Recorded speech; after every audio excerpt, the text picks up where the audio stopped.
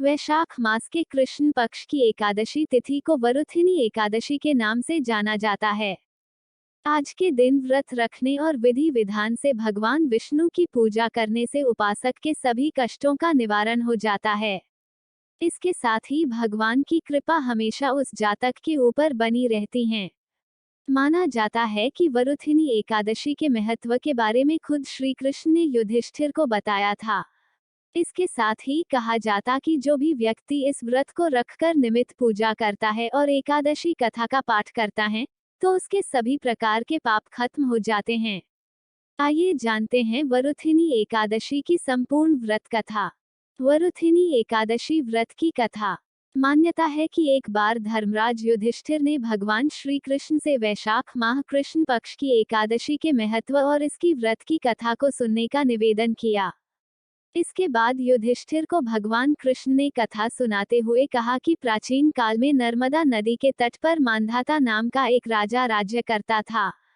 वह बहुत ही धार्मिक विचारों के साथ दानी राजा था। वह हमेशा भगवान का ध्यान करते हुए पूजा में लीन रहता था।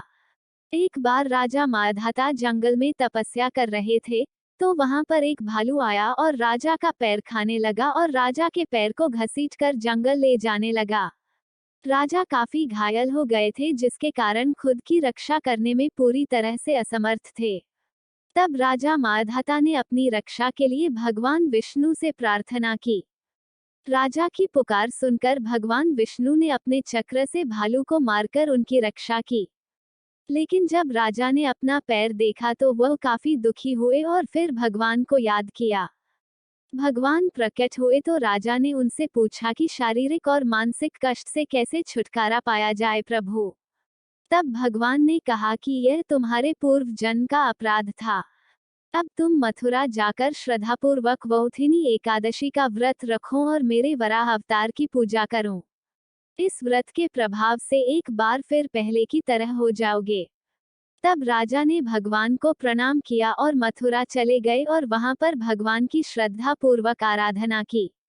इस व्रत के प्रभाव से उन्हें अपना पैर वापस मिल गया और उन्हें हर तरह के दुखों से छुटकारा मिल गया।